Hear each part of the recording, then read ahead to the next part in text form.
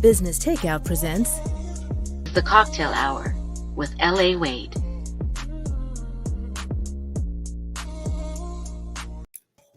Hey, welcome to the Cocktale Hour, where we have intimate yet sobering conversations about the life journey of people from various facets of life.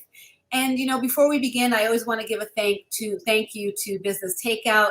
They're a nonprofit social enterprise that empowers Black, I don't know why I always stumble on this, Black wealth and entrepreneurs. Because I feel like I should be watching the shows more than hosting the shows. Today, we are joined by Dalton Higgins. Hey, Dalton. How you doing? Hey, I'm doing very well, LA. Excellent. So I've heard Dalton refer to himself as a polyglot, but I think of him as like a cultural historian, but he refers to himself as an author and a personal relations strategist, which I can't wait to dig a little bit more into, and also a professor. So without further ado, I would like to welcome you, Dalton Higgins, to the Cocktale Hour. How you doing today? Hey, I'm doing fantastic. Do you even remember where we first met? Do you remember that? You don't remember? No, I think it was Ebony Row through the Honey Jam is how I actually first met you. But I know you probably have a different memory. Oh, I have all kinds of stories. I mean, I was working, you were doing some great hip hop education programs back in the days. Oh, Blueprint for Life? Yeah, Blueprint for Life. That's right. Yeah, that's where I met you because I was managing this .com. It was called Shine.com. It was funded by, New York venture capitalists in New York. And we had set up shop in Canada. And I think I contacted you all to see if you could collaborate on something. Yeah. Oh my gosh. What do you remember about Blueprint for Life? Because that's like, somebody took it and did work with it with Indigenous people up north. And I just figured, you know what? It would be nice to be acknowledged because Black women get erased from history all the time. Yeah. But it was cool that the concept and the idea is being of good use. And so, it wasn't for me to keep. It was something that we do for the culture, like you. You do lots of things for the culture. Yeah, no, that's what that's my memory is a great, and it was about the elements, when people talk about hip hop, that's the culture. And then underneath that falls, rapping, graffiti, b-boying, b-girling, what have you. So I just remember you all were into the culture like I am. So most of the things I do are for the culture, hip hop culture, Black culture. So this is great. So that's why I have very fond memories of the early aughts. And also to that company, yeah, we were very well funded, very nicely. But you know how it is with venture capital. You're just it's your shareholders. You know what I mean? At the end of the day, if it's not generating enough revenue and stuff, they stop cutting those checks. So we get to fold up shop along with our parent company after like 18 months. Wow. Man, you just brought me back with that Blueprint for Life thing. I just saw some footage of it the other day, and it was kind of historic, but nobody knows. Unless you were there, nobody knows about it, and they don't know my connection to that. So, thanks for bringing that up. But going back to for the culture, it seems as though hip-hop has made an impression upon you. And hip-hop very much represented in Eglinton West, where you grew up. Shout out to we have to call it Little Jamaica or Little Caribbean, because that's the way we name a place and claim a place. We learn from our oppressor, right? But I feel as though Eglinton West was almost like the fifth man in your life in terms of raising you, right? Can you speak to that raising of who you are from Eglinton West? Oh, absolutely. Wherever I am, in this universe, on this planet, in Canada, the US, it'll always take it back to that neighborhood. And the reason being is, it's Eglinton Avenue West, the neighborhood that's, I guess, affectionately referred to as Little Jamaica. I mean, it's where some of the earliest, as far as Toronto's music history in general, never mind Black music, this is where some of the first record stores in Toronto ended up. There's a store called Monica's Cosmetics, which is still there to this day. Oh, wow, yes. Yeah, I just happened to grow up on the street called Marley Avenue. Not named after Bob Marley, the late Bob Marley, but it's Marlle. And so a lot of the early hip hop histories, as far as Canadian hip hop, it sort of emerged from that neighborhood. It just so happened, Michie Me, like I know her as Michelle, before she was rapping. You know what I mean? It just goes on and on. A lot of the histories, like I was hanging out with those people before they were recording anything. So it's a record store that, whenever people, basically Caribbean immigrants that had come here in the late 60s and early 70s that wanted to get their Caribbean music fix, meaning calypso music, reggae, Not so much dance hall, but a little bit of dance hall. Soca, again, that's the early years. That's where you would go to get your records. It's on Eglinton, where I grew up. You see, so Right. I'm a product. I'm like the outputs from a music store called Monica's. I used to spend my waking hours there after school, and so that's a bit of why I'm a little bit of a walking encyclopedia of Black music, is because I kind of hung out at a record store when I was a young child for many years. Purpose, it was part of the plan all along, I would say. I know you wouldn't, but or maybe you would, I don't know. But I think that there's definitely been a purpose to your life, and it's the strength of being able to stay focused on what it is that you love, do what you love, and the rest will follow type of thing. And you've been very fortunate, I would think, in being able to do this. That's the timing of it all. Hey, brother Camille, he's saying peace to the brother. I think that's you. That's you, Dalton. But I realize that being as fortunate as we are coming from Toronto, although some people wouldn't think so, I think they don't think that Toronto is as amazing as it is because they undervalue or underutilize the diversity of Toronto. I mean, this is what it is. We're here. There's lots of different people, and we often compare our experience to those in the United States, and we aren't able to really call out what that is. And the fact is, I want to talk to you about allyship in the making of your career, because a lot of melanated people will keep to themselves. And maybe in the US, that is the proper strategy. But is that the strategy for Canada? Right. Yeah, in Canada, what I find, what's happening now in Canada, it's a lot of sort of performative allyship. So once you read the sort of the land acknowledgement, and you kind of we spend a lot of time in Canada sort of patting ourselves on the back for being so intensely multicultural. But what I look at is real measures of equality, and what I mean by that is I look at things like economics. What types of things do racialized communities own in Toronto? I look at political representation. When I take a walk down to City Hall, downtown Toronto, and Toronto's the fourth largest city in North America. But when I go down to City Hall, am I seeing myself represented or reflected? And the answer is no. Now, that being said, so on the one hand, we like to sort of toot our own horn, pat ourselves on the back, and it feels we're a little bit too smug, and there's not enough as far as the action. As far as the theory, it's great, on paper, in theory, we look fantastic, as far as the window dressing. There are, communities here from across 7 continents. But as far as, again, real measures of equality, which is money, which is education, economics, political representation, we're doing a very poor job. That being said, Toronto is the most multicultural city in the world. And that's a hard fact. That's not arguable or open to debate. Those are the facts. Right. I think we do have an advantage as Black people of African descent, in that we're able to sort of deal with other communities in ways that our brethren in the United States and other parts of the world cannot. So, case in point, I went to a school called Oakwood Collegiate, and Oakwood Collegiate, it's a city school, and it's like walking in the hallways. It felt like you're in the United Nations.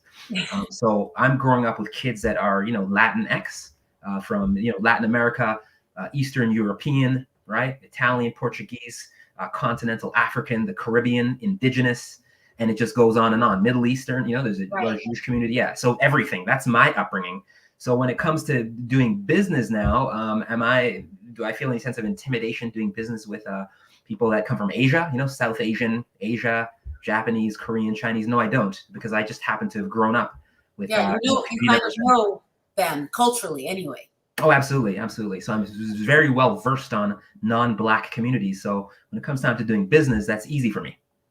Well, that's interesting, because when I say allyship, it's one thing to know about a person's culture, but you have also, I think, have a quite diverse or dim sum of friendships that you have been able to either, I don't know, have you leveraged any of those types of friendships from the different areas? And would you recommend that to, other Black entrepreneurs and up and coming wealth builders?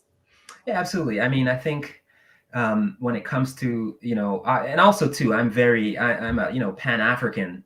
So I'm all about supporting, Black entrepreneurs, throughout the diaspora, because we are like, I took a trip I was in Cartagena, Colombia. When you get to travel and see a bit of the world, you see Things are essentially different. people that look like you. Like when I was there, I saw all kinds of women that look like L.A. Wade. You know what I mean? So Really? oh man, you see, it's basically you could be in Lagos, Nigeria, you could be in Kingston, Jamaica, you could be in Grenada. Like you just see when you get a chance to travel a bit. I've traveled quite extensively, throughout Europe, Australia, Latin America, obviously. And you see that Black community members are everywhere. Like we are everywhere. And so I kind of, there's this film I saw, this filmmaker from New York. It's called Emina Cara. And it means that I see in your face, when you just see people and they look just like your cousin, Right. But nevertheless, yeah, I think I'm kind of like, I guess, a Garveyite in a sense, right? Where very much into as far as business entrepreneurship. And I find that a lot of, people of Caribbean descent that maybe read some of the works of Marcus Garvey or were inspired by the reggae music artists that talked about Marcus Garvey all the time. Right. So he was all about, controlling means of distribution, ownership, have some self-worth and integrity yourself. You can, here's the question. Are you a follower? Are you a leader? Are you a student? Are you a teacher? Are you a customer? Like so he's asking a lot of really great questions, some questions that I took to heart in my early years. Oh, that's really great. Like, so when you talk about what are you, I said that you called yourself a polyglot. I can see that in you. I see it in myself.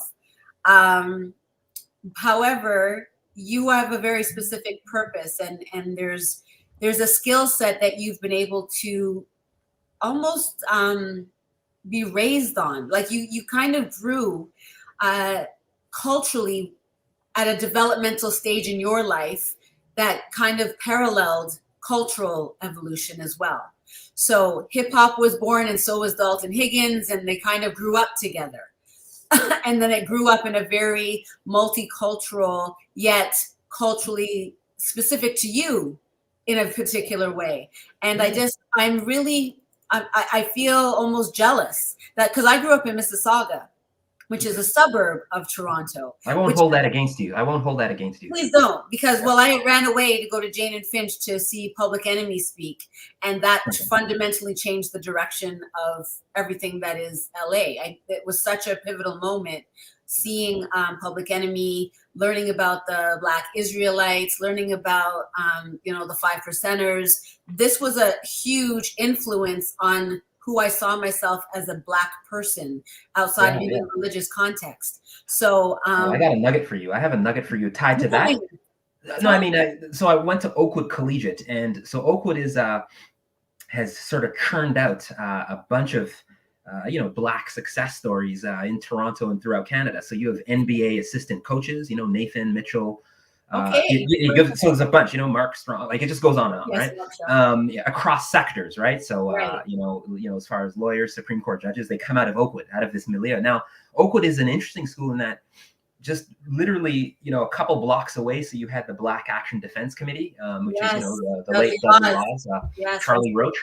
So the Black Action Defense Committee was down the street. The Nation of Islam was a couple blocks over. The Ethiopian Orthodox Church was just up the street. So that was a hub, a hotbed, if you were into, and also Oakwood Collegiate is also the first school in Toronto to have a African Canadian student club as well in the history of Toronto. So that's kind of where I grew up. You see what I mean? So Ethiopian Orthodox Church, there are a lot of Rastafari, Rastafarians, Nation of Islam, Black Action. That's where I grew up. You know what I mean? So that's what informs a lot of my how I move. So interesting, because I don't know if this is too personal or not, because they always say don't talk about religion and politics with people. But like growing up immersed in all of this spirituality, are you a spiritual person? Yeah, very, very spiritual. I wouldn't say so much religious. I mean, I think like most immigrants from the Caribbean and Africa, we were forced to go to church, in your early, That's right. It's just something you do. You know what I mean? You go to church, you put on your what we call Sunday's best. Yeah. Actually, the history of Sunday's best, it's this thing of I don't know if you know the history, but when we talk about the church in America, in Jamaica, for example, where my parents are from, there are more churches per capita squared in Jamaica than anywhere in the world, right? So there's churches like on every street corner. It's ridiculous, right? But this idea of the Sunday's best, you put on, you dress to the nines. It's it sort of comes out of, Jim Crow situation. We talk about just the transatlantic slave trade, the Middle Passage, because if you're not faring so well economically, and there are oppressive, white supremacy, Right. situations happening in the American South, in the U.S., the Caribbean, obviously the continent, and this is your opportunity to say, I am a somebody. I'm a strong human being. I'm a somebody. I have self-worth. I have integrity. So I'm gonna, on that Sunday, I'm gonna dress to the nines. I'm gonna look like $1 million, despite the fact that I don't have $1 million in my bank account, but I'm gonna try to look and feel like I'm $1 million. So that's the history of that Sunday's best, dressing nice. up, Avi Iola from Niger Wise of Toronto, aka Bronze Barbie, is saying that Nigeria also follows suit with what I guess Jamaican says, and she'll be okay because she married a Jamaican, and so they'll be able to continue the tradition. Oh, for sure, it's all the same. That's the other thing too, which we learned at a young age, attending Oakwood and being around those energies, is that whether you're from Senegal, Rwanda, Tanzania. Right. You see what I'm saying? Ghana, Nigerian, Jamaican, Grenadian, Saint Kittian. It's all the same. You know what I mean? But again, you have to do the knowledge. You know what I mean? You have to read it. Sure. It's like LA. Readers are leaders. Me, I read a ton of books. I read about our history, so that's why I can say this for a fact. So Travel funny. and read. Yeah. I always say you can't lead if you don't read, and you said readers are leaders. So readers are leaders. We remixed it like you did back in 2010. You did a TED Talk, from what I understand.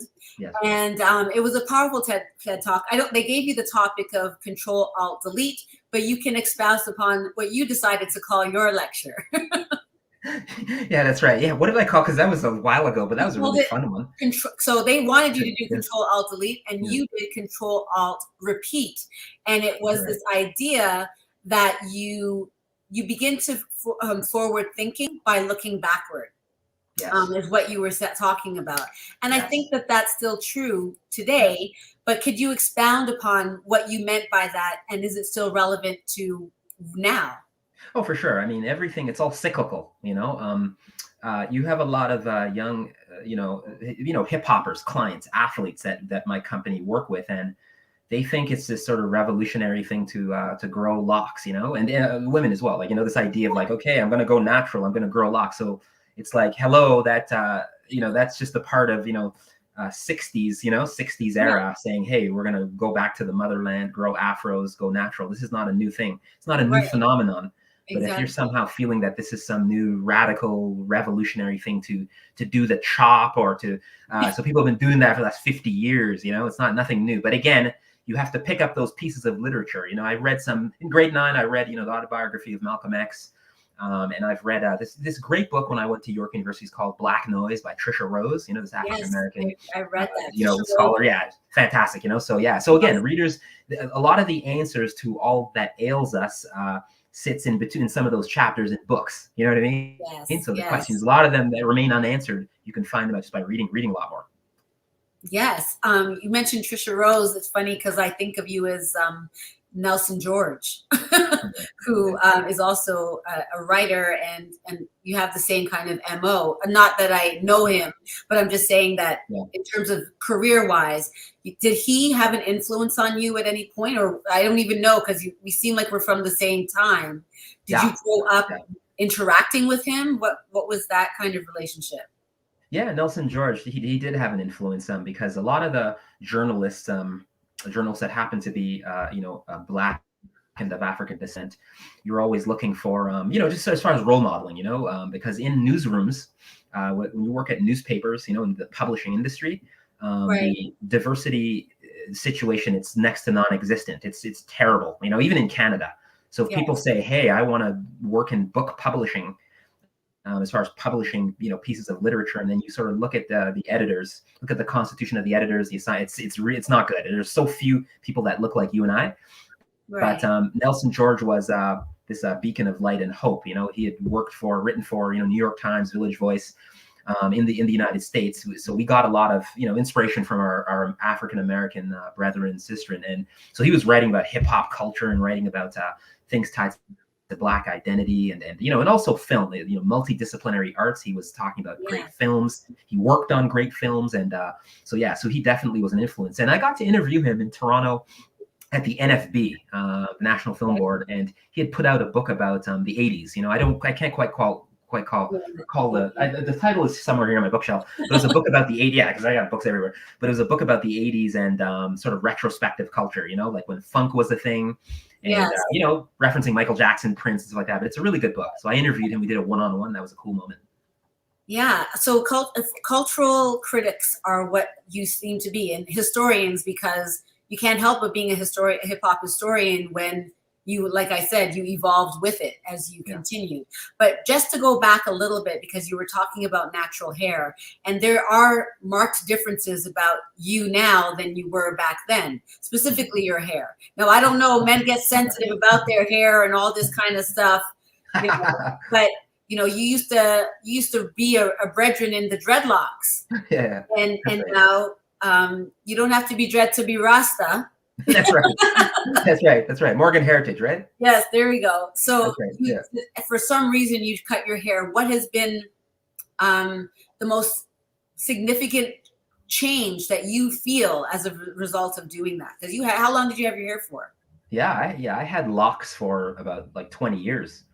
And it was definitely, I guess it was like an identifier. Like people would say, hey, there's like I used to do work, Much Music, for example, right? Sort of talk about culture, like pop culture. Yeah. So, film and identity, and stuff like that, music and on Much Music. So people always remember to say, who's that guy with the locks on Much Music? You know what I mean? He's always talking about culture. Master T? Yeah, that's right. Yeah, that's right. Yeah, this is like post Master T. Like, Master T. I worked with. My first book was written about Much Music. It came out in 2002. As basically the history of Much Music as seen through his eyes. That's what the book was. Wow. So we sort of walk through the history of the station from when their doors opened up in 1984 until the time he left. But that whole locks thing is what. I love locks. You know what I mean? You have locks. They're fantastic. I have a bunch of friends, family that have locks. And others that shed the locks, and it's all wonderful. But it's interesting that for me, I like kind of going a bit incognito now, or incognegro as because it was too, like people say, like and identify for me. So I just like kind of being a bit more low key, working in the shadows behind the scenes, and it's not kind of like there's that locks guy who's yapping on television and radio podcasts. So I quite like this moment, and also too, again, I love my locks, but I just wake up and go. You know what I'm saying? Hours have never felt so good. There's no locticians in my life. There's no, not joking. Oh man, so I find that a lot of my conversations do become very rich in personal experience, but this is for Black entrepreneurs and people that are wealth builders. Mm-hmm. And you are a public relations strategist, and I like to break that up because public relations is one thing, but the strategy is what makes you, stand out. So what is it? Can you talk to us about the process of creating a public relations strategy? Yeah, absolutely. What happens was when you have a product and you want to launch it out into the world, into the ether, okay? It doesn't matter what it is. You could be a loctician for, you can work in education. You can be a podcaster. Now, so essentially, what is the point of having a great product? Like you're the best loctician in Toronto, Canada, let's say. But then nobody knows about it. Like, what's the point? You know what I mean? Like, if I make the best, falafel or whatever, I'm just making stuff up now. Jerk chicken, jerk salmon, like right, and it's the best. Your recipes are fantastic, but like, what is the point of having the best product if people don't know about it? So that's kind of where PR strategists, publicists come into play. Is we're able to help you, amplify, get the word out there about your product. And we essentially, it's like 5 strands. My role, my company is to say, hey, LA Wade, you're a loctician, metaphorically speaking. We're just taking this for the sake of conversation. I can't do this shit by myself. Yeah, right. So you're a loctician. So we're saying, hey, okay, you're a loctician. You do a fantastic job. Let's see if we can get you on television, doing some television interviews. Let's see if we can get you doing some radio interviews. Let's see if we can get you into some newspapers. Let's see if we can get you some magazines, right? Let's see if we can get you on some websites, blogs, podcasts, right? Okay, that's the world I occupy. Yeah. Okay, so but I'm a loctician, and part of the strategy is to get me maybe on TV or get an article written about me, etc.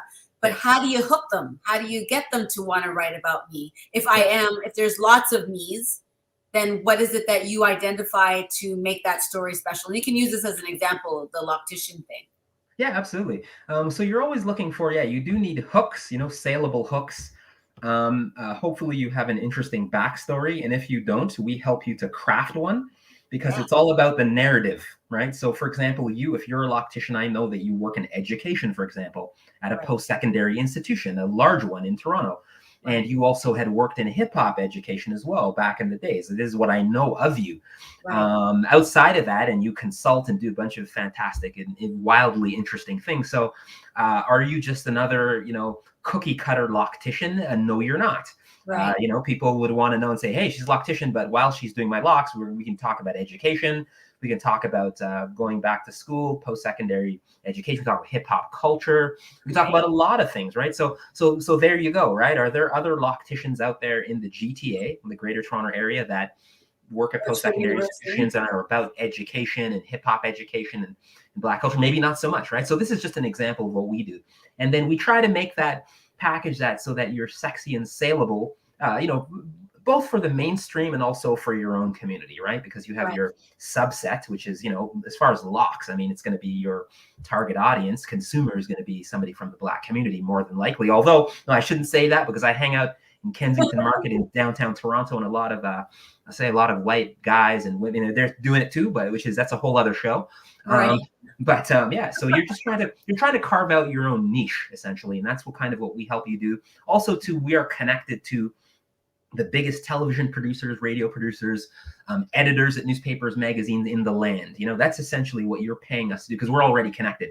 So you can make cold calls to, different big magazine, Essence magazine or Toronto Light, you know what I mean? But I'm in bed with all of these, you know what I mean? CBC, like that's what I do, So that's kind of why people bring us on board, is to help amplify their product, their message. So how do you know at which stage in your career that you're doing, like, as a loctician, at what stage do I say I've actually now got a team of people that are doing locks, and there's at what stage of growth should people be thinking about getting a PR person?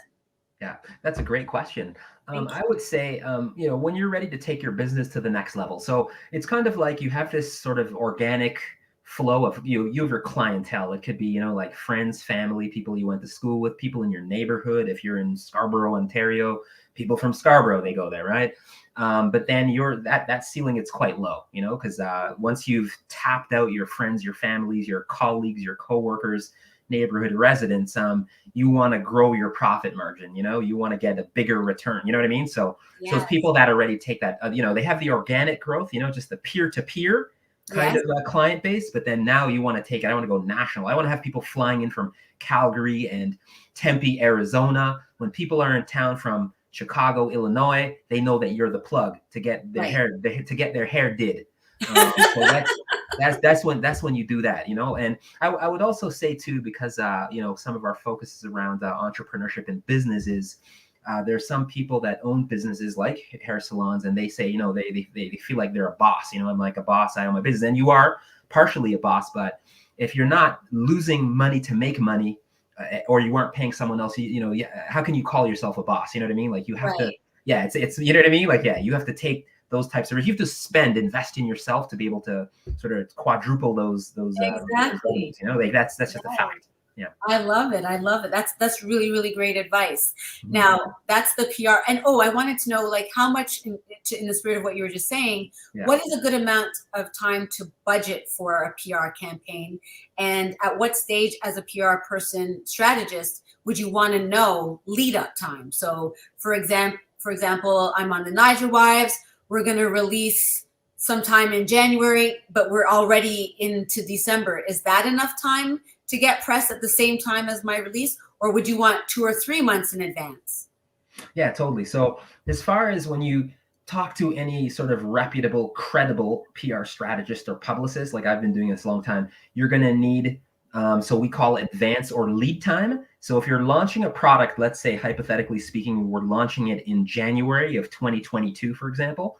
So you want to give your publicist or PR, public relations person or PR strategist, we say 2 months, 2 months lead time. So that's what we say, on paper, in theory.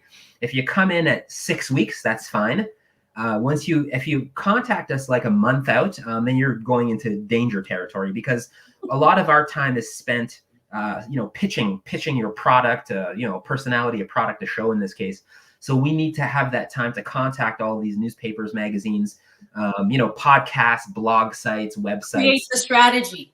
Yeah, right. And for them to even express some interest, right? So if you have Nigel Wise of Toronto and you contact, Toronto newspaper or a radio show, and 2 weeks out from the launch date, that's not enough time for them to properly digest or ingest the product and then figure out a way to incorporate it in their forthcoming season.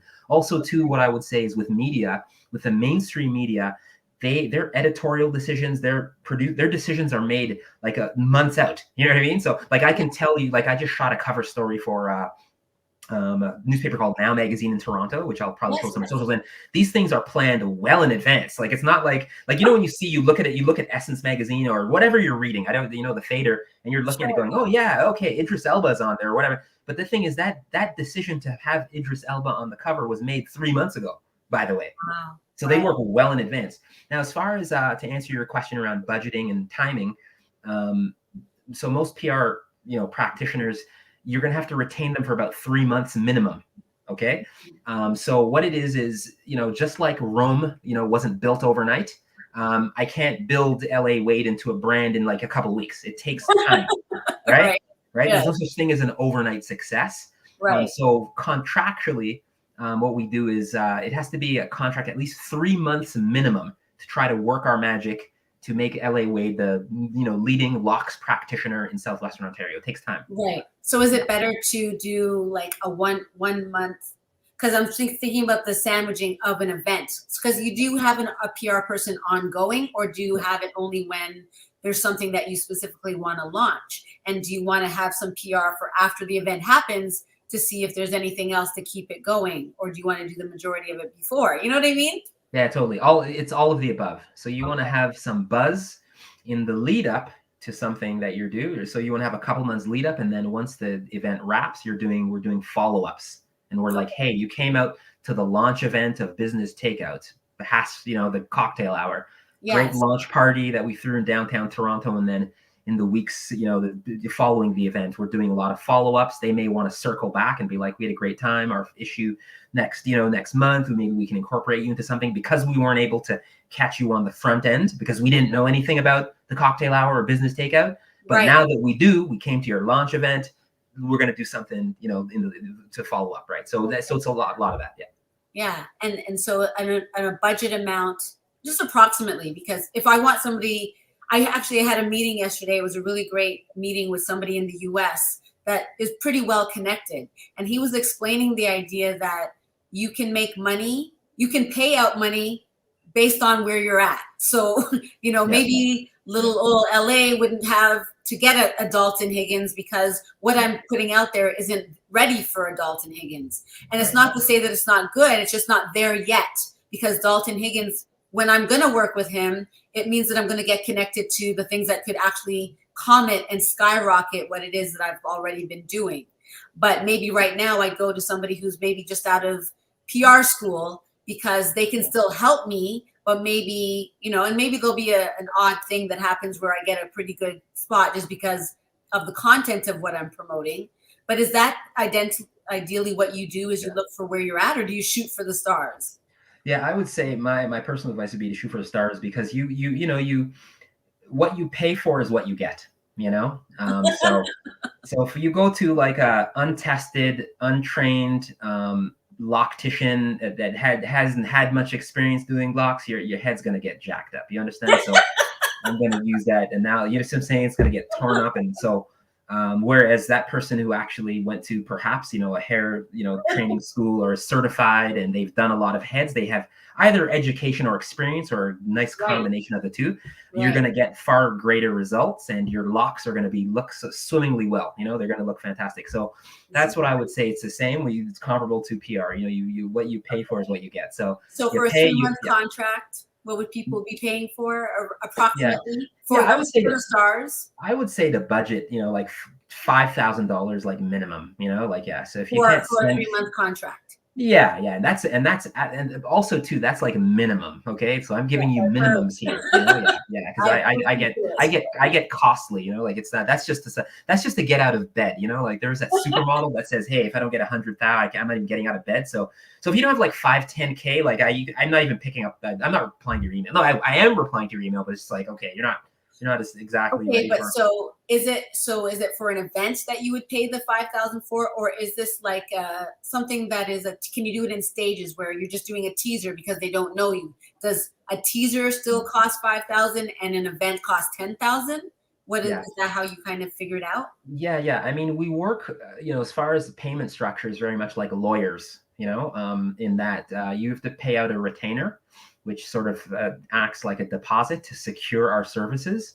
So it's very much like paying a lawyer, and then we just take it from there. Now, as far as terminating a contract, the contract guarantee is 3 months, like that's, you have to have enough funds to pay for 3 months, like, or it's just not going to happen. You know what I mean? Like, yeah. So but even 5,000, that's that's like a bare minimum. Like if you can't come up with five racks, then you're not ready for like a publicist, So there we go. So that's a great way to know when you're ready is when you have the money to pay for it, number one.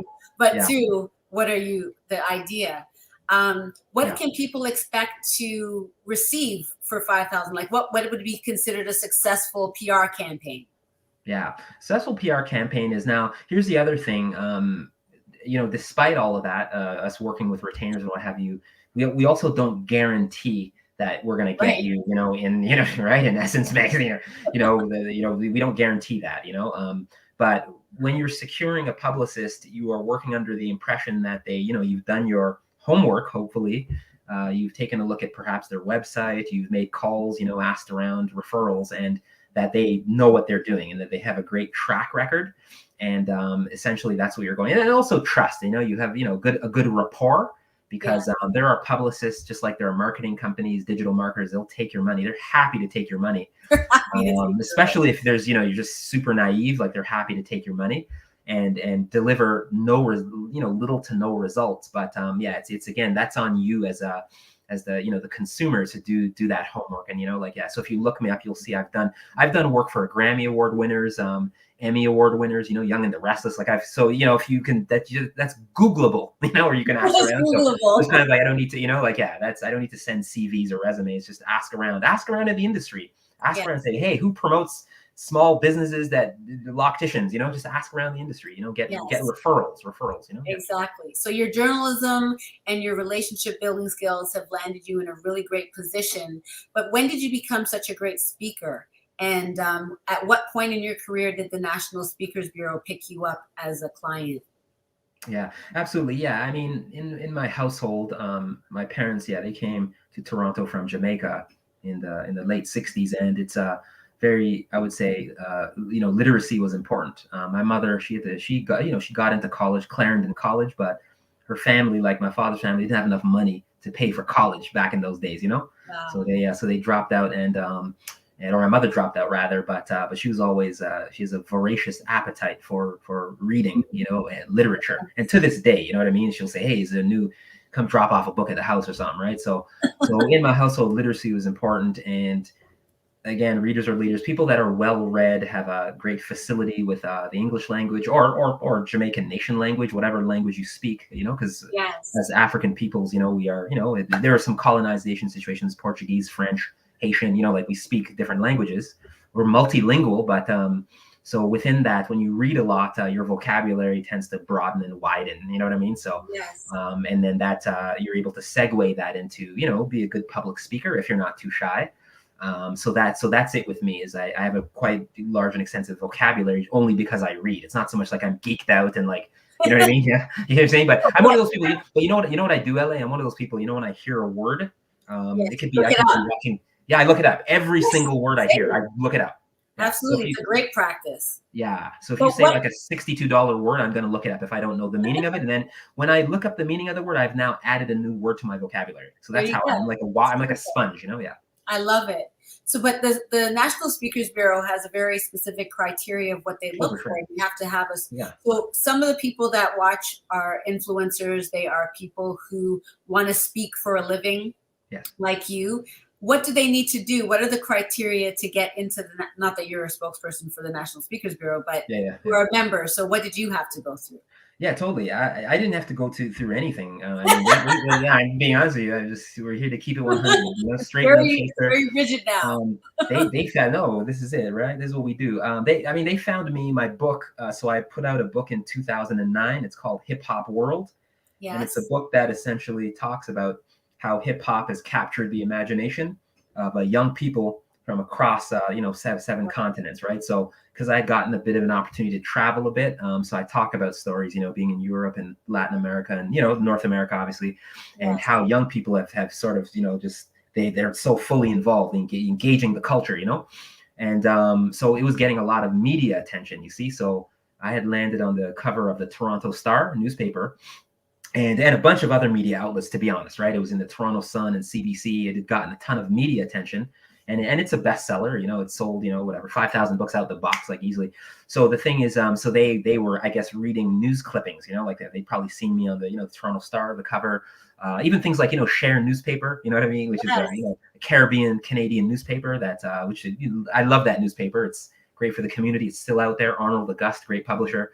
So I landed on the cover of the black press as well. So I was on the cover of Share and cover of Toronto Star. So they I think they were just doing a bit of their homework. They said, oh, who's this guy talking about hip hop culture and all that? And then we had a couple meetings and the rest was history. So they sort of booked me in to lecture about hip hop culture at, universities, corporate gigs, that type of thing. Yes, I love it. Okay, someone from LinkedIn is saying, got to look up every word, great convo. So big up to the LinkedIn followers and viewers. Before you get off of the book and go into the university and stuff that we're going to talk about, what are some of the books that you think the next generation should be looking into in terms of just having that context? Because obviously times change and evolve, and that's fine. But sometimes context is important to, like, as you say, to look back in order to move forward. Yeah, totally. Yeah, it's for people that are into, hip hop scholarship. Trisha Rose, Black Noise. That was a key text in my development because it was a book written about hip hop culture, from a very sort of academic point of view, which but it's accessible still. But it's coming from a Black woman, you know what I mean? Because what happens in hip hop culture, it's very, a lot of, machismo, masculinity, and, sometimes, the view you're getting on the culture, it's very biased in a sense, so thankfully, luckily and thankfully, one of the first books I read about hip hop culture from an academic standpoint was from a Black woman, an African American woman, Trisha Rose. So I think that's a seminal text that I think a lot of people might want to check out. I would say, this scholar or this writer, Greg Tate, who just passed away, a couple of days ago. Read anything by Greg Tate, because he was a great, strong influence on me. Became a friend and mentor. Oh, wow. But he's written some, in fact, I have one of his books here in front of me because I have to do, there's a book he had edited. It's called Everything But the Burden. Oh. Okay. Everything But the Burden, what white people are taking from Black culture. And it sort of just talks about the whole, just appropriation and the colonization of Black music and culture, because he co-founded this organization called Black Rock Coalition. And the Black Rock Coalition, which is based in New York, it just sort of said how, the history of music, it comes from the African-American experience. So rock and roll, people say, Elvis Presley is the king of rock and roll. No, he's not. It was rock and roll is an invention of the African-American community. So that's just a historical fact, So they spent a lot of time, like Bo Diddley and Sister Rosetta Tharpe and, you know what I mean? Little Richard, like Chuck Berry, like we invented the art form. So it's... Your passion is infectious. Yeah. Your you know what I mean? Exactly, right? Yes. So he's a guy that's, as far as there's a lot of revisionist histories around, what Africa is, what the diaspora is, and Greg Tate is able to debunk a lot of that mythology, So I think anything by Greg Tate. I would also say Nelson George. He has a book here. What's it called? Buppies, Bohos. Yes. Yeah. Buppies, Bohos. I've heard of this book. You're so right. Yeah, I'm gonna get it. Yeah, this one. Yeah, right. I had to go. So it's called Buppies, B-Boys, Baps, and Bohos, right? Yes. This book there you go.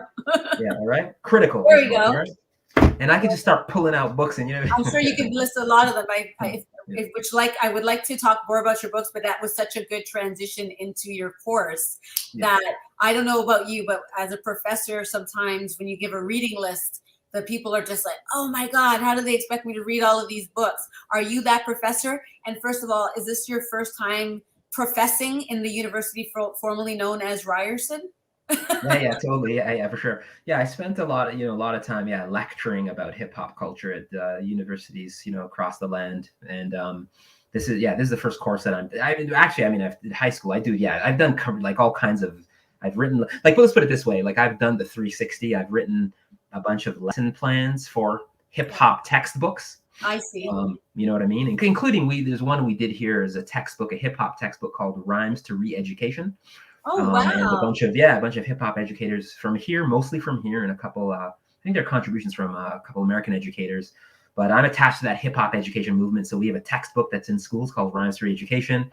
I wrote the foreword for that book and a bunch of lesson plans. And I've written a bunch of lesson plans for textbooks that are in universities, stuff like that. So for me, it was this is a great way to blend those two interests of mine, which is as far as education, hip hop education, right, and lecturing, and combining those two worlds, right? So, and then also because I wrote it's the only biography of the rapper Drake. It's called Far From Over: The Music and Life of Drake. So a lot of the kids know me from that. A lot of kids who are like young kids, they just know me as the guy who wrote a book about Drake. You know what I mean? No, but you didn't just write a book about Drake. It's in the Rock and Roll Hall of Fame. Like, that's a big deal. I don't think people understand. Have you had a moment to take in what that actually means for your legacy? Yeah. I mean, it's a book I'm extremely proud of because, forget the music for a second. Like, whether you love or loathe Drake is a moot point. It's irrelevant. I think what I'm most proud of is being able to sort of talk about a lot of the conditions that created the Drake phenomenon, right? So you don't have to be into Drake, you know what I mean? Like he's polarizing. Give us a sneak peek. Yeah, totally. Well, it's talking about, things like, okay, let me give you something here to ponder. And there's a chapter I talk about cultural identity. So he's biracial. Yes. He's Black and Jewish. So his father is from the American South and African American, and his mother is Caucasian, white and Jewish from Toronto. And so within that mix, you're going to find a lot of interesting as far as his journey, because just to give you an example, like he uses the N-word in his rhymes, like a lot of rappers do. Yeah. But then, he is around, his mother is white, and he's around, a lot of white people. Yeah. So affluent white people. Affluent white people, yeah, from the Forest Hill area of Toronto, which is one of the wealthiest neighborhoods in all of Canada. Right. So now, think about this, ponder this, LA. If you're like biracial and you're saying, N-word, in his rhymes, like a lot of rappers do, right?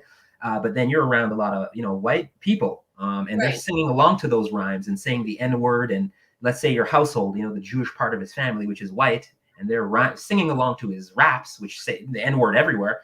What does that really mean? You know what I mean, right? So it's and what does it mean? What does it mean? Because I think that's we feel what it means, but are we all feeling it the same way? So I feel like when people say we know what that means and why it's bad, I don't know if everybody feels the same way. Right. Yeah, for sure. Right? Even with the N-word, the usage of the N-word, which is so widespread and wholesale, across cultures now, which is just it's just terrifying for me, who's I'm a 70s kid. But it's absolutely terrifying. But just the mere fact that non-Black community residents somehow feel it's okay to use the N-word in any of its incarnations. In the American South, obviously, they're using the ER, that version, a lot of Donald Trump supporters and what have you. But whatever incarnation of the word, it's a triggering still for, it's not a word. Like, is it a word? This is my challenge to a lot of my younger, listeners and students, is just like, is it a word you're comfortable saying around your parents, your grandparents, your teachers, at the church, at the mosque? Is it a word you just say? And a lot of them say, no, not really. You know what I mean? So so then it means clearly it's a word that creates a lot of discomfort if you can't say it at church or at the mosque or in front of your mother, So yes, I want to stay here for a second. I know we're running out of time, but this is actually really interesting in the terms of your lens of appropriation. in terms of like, obviously you grew up with a certain set of values and a time frame where you're right, saying something like that in front of your parents would be unacceptable. But the kids that we have had seem to have a different approach to us. And I feel like this is just like a latent example of what colonialism in Canada in particular, I don't know anywhere else, looks like, in the sense that, you know, our families came here and their ancestors were the enslaved people. And now they're here and they're raising us. And my mother used to correct me all the time when I mimicked speaking like a Grenadian, because she would say, speak properly. So I was already being conditioned to strip away what was closer to my Africanness than what I'm doing here. So now I'm being stripped away of that, and I'm being raised in this community that is very multicultural, with the illusion that that means that we're all getting along, because there's quite obviously model minorities that don't have the same experience as me. So then I turn around and have a child, and I want to be able to teach them things, but I don't realize how subconsciously I have recreated and replicated the oppression that our ancestors went through. And I'm passing it along to my children, trying to give them a better chance, right? It's a better chance at being what? Successful based on what definition? But I endow them, and so they talk out more. They are speaking back. They're very creative and out there, but it's almost like a wildfire. Wow. Right? It's like a wildfire, and we don't know how to rein it back in, because the story within the story of where we live is allowing for this to be perpetuated to its highest extent. How do you feel about this appropriation and the latent effects of hip hop and its evolution in today's time? Yeah. I mean, I think it's a good thing. I mean, there's this movement happening in the Caribbean now, and I know the Jamaican case, like at University of West Indies, and that, for example, of reclamation of language, you know, language with African retentions, you know. So we would say like patois, Jamaican patois, yes. So it's being recognized in the academy as nation language. It's not bad English. That's not what it is. It's a language unto itself that is influenced by West African, you know, language. That's what it is for a fact, you know. So there's this whole movement to start. Parents didn't think that. No, they did not. They did not. And right. They're, you know, I mean, I think here, you know, in Canada in particular, I think there's this kind of like, we've got like Stockholm syndrome, you know, where yes. I think you start to, you know, you start to accept so much what the, you know, there are a lot of past historical wrongdoings that need to be corrected. Obviously, the transatlantic slave trade, the Middle Passage. We look at the indigenous genocide. Like, there are things. Our history is just not good. It's disgusting. Exactly. It's gross. It's filthy. It's not good.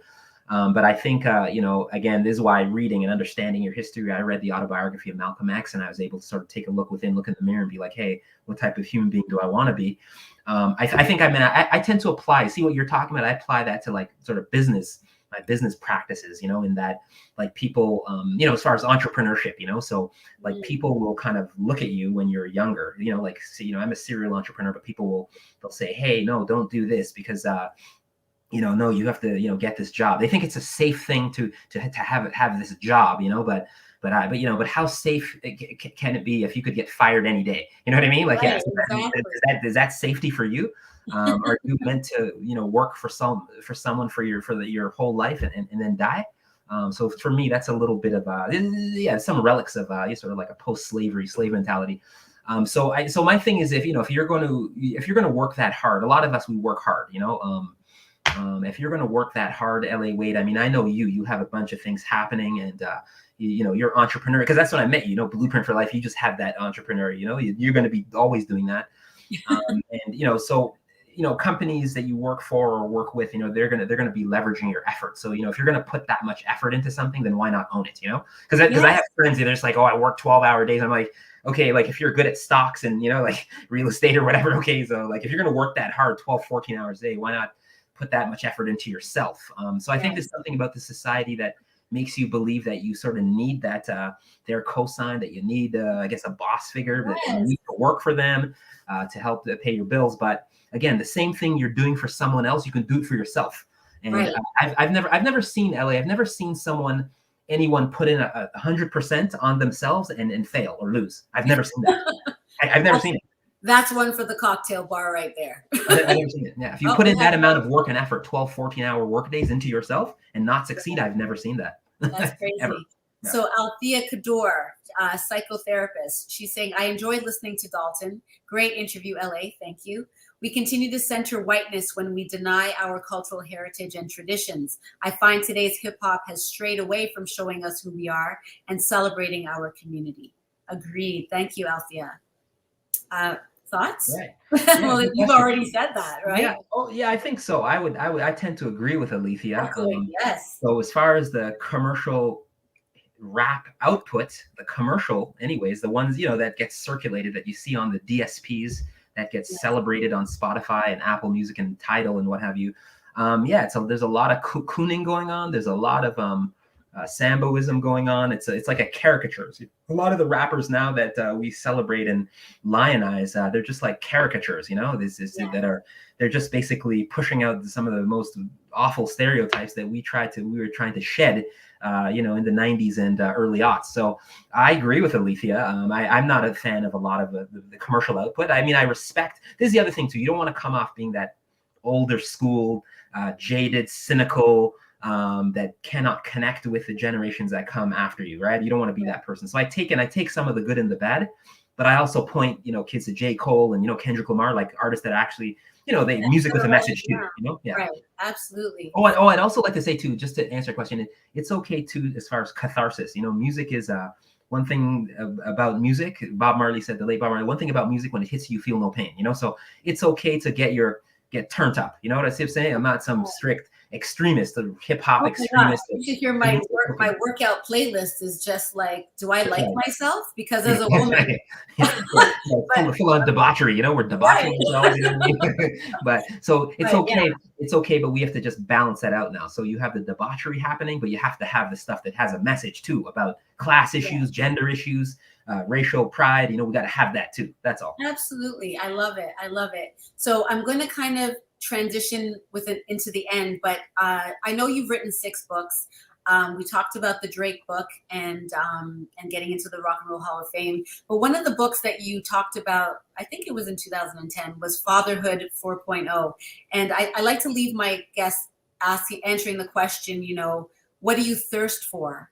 And that book is how I want to kind of end with, in terms of what you thirst for still, because you're talking about the future. And when I saw 4.0 without reading or knowing anything about it, I automatically started to think about generations of fatherhood and you being here, but then 3 generations back from you. And then what will 4.0 past you look like? How does that factor into who you are as a man and a father and the legacy that you want to leave? Yeah, well, this is it. It's all about legacy. One of the reasons, I write books and had shifted away from newspapers and magazines is that you're putting this content together and it's for posterity, right? Yes. So that future generations, future legions of Dalton Higgins archetypes, young Black boys growing up in Toronto, right? Yeah. The most multicultural city on the planet, they have some sort of reference point, right? So you said something, for example, your organization, you were doing Blueprint for Life. It's way ahead of its time in the early aughts, 2000s, and about hip hop education and connecting and teaching about the what do you call it, the pillars of hip hop, the elements and all that kind of stuff. So people are doing that now. You know what I mean? Right. And I did it then. So, yeah, for sure. So the thing is, though, if people don't document that, it's like it didn't happen. You feel me? Yeah. Right? I have a documentary. There's a 9-minute documentary about it. Yeah. Okay. So there you go. Right. So that's what I say to that as far as fatherhood. Yeah. It's your legacy. In the indigenous community, they talk about 7 generations, so they're trying to prepare, make sure, as far as the land and the color, it's for 7 generations. Yes. So they're not this sort of selfish, sort of egotistical, it's all about, me in the here and now. No, they're just like, okay, what's the future going to look like? So we have to be doing that as parents. That's the most important job you have. Never mind podcast host, never mind educator. Right. The most important job you have as a CEO, CFO is your own damn household. You know what I mean? Your kids. That's the most important job. People say like, oh, what, you working on a new book and what company are you collaborating with and consulting with? It's good though. Yeah, you know what I mean? Yeah. My most important job is a father, period, point blank. So we have to really be careful. And as a mother, same thing. That's the most important job. All No, this stuff could come and go. I could just retire, like stop the publicity thing, stop writing, but I'm always still going to be a father to my kids. You know what I mean? So it's just like, yeah. What is it? So you have a boy and a girl. Yes, I do. Right? Yeah. And you find yourself fighting that socialization to raise them in different ways. Yeah, they were pretty much, I'd say, raised the same way, but they're like night and day. They couldn't be any more different, right? You can have a household of children, right? Like you have 3, 4 kids. I have 2, and raise them the same way, the same diet plan, the same teachings, the same rituals, whatever that is, and they end up like polar opposites, So, so that's kind of the case in my household, you know what I mean? Which I find fascinating. I find that both do well. Huh? They both do well. Yeah, they're both doing very well. Very proud of them. That's the consistency that you're talking about, is that they got the love and the order and the discipline. So, but they just have different expressions from their own personal experiences. Oh, and for sure, man. I feel like that would be a good place for hip hop to go towards, is to embrace everyone where they are and let them be who they are. Yes. But show examples or imaginations of different things and ways of being. What are your final thoughts, and how can people reach you? Yeah. Final thoughts are, for one, thanks for having me, the Business Takeout. We talk about business entrepreneurship and which includes, podcast channels, media, like if you're not engaged with the media in one way, shape or form, then what are you doing? Right. This is how we disseminate information. It's vis-a-vis podcasts, it's social media. So you're doing a fantastic job. Keep doing it. Business Takeout, shout out, the Cocktale Hour, because if you're not engaged in some way, shape or form, this is how we transmit information about anything, right? If we need to get attention back to the Caribbean, the Grenada, Trinidad, Jamaica, Ghana, Nigeria, it's through the media. So, and the media you also have an opportunity to sway public opinion. That's why I became a media practitioner, because I saw the newsrooms at the time, they were coming out of school, they're very homogenous, there was zero diversity. And I said, I don't want to just singularly hear mostly white men talking about pop culture and education. No, I can't. I can't do it. I can't do it. No. So that's that was so I was on a one-man mission, a rebel with a cause since then, the last couple decades, right? So keep doing it, the medium is the message. Keep cranking out content, all right? Because it's all content is king, content is queen. All right. Got it. Yeah. Perfect. Thank you so much for taking the time. You can be reached at where? Yeah, totally. Yeah, I'm on Instagram mostly now. So my main page is like Dalton Higgins and the number 5. So Instagram, because Facebook, that's for all the old folk. No, I'm joking. But it's just like Instagram. You got to be on that new wave too, right? Like if you have kids and stuff, I have a 15-year-old. You got to be on that wave, man. Don't say. I don't want people listening to your show to stuck in the 80s. You know what I mean? Like stuck in the 90s. It's 2021, man. To be up with what's going on. Yeah, get on TikTok, Ellie. I want to see you doing dance challenges on TikTok. Telling me that I need to go on TikTok, and I'm just like, when I can have a team, then I can get a TikTok going, because I have to do everything. Thank God for Business Takeout. They are empowering me as a Black wealth builder and as a Black entrepreneur. That is what they do. Thank you so much for joining us today, Dalton Higgins. It's been an absolute pleasure. I didn't know I had somebody watching the development of me as a career person and a visionary. So it was really nice for you to reference Blueprint for Life. And thank you for taking the time. It was selfless of you, and I appreciate it very much. Yeah, thanks for having me. Thanks for having me. Anytime. Peace. All right. If you enjoy our programming and want to help support Black entrepreneurship, please donate today. www.businesstakeout.com/donate.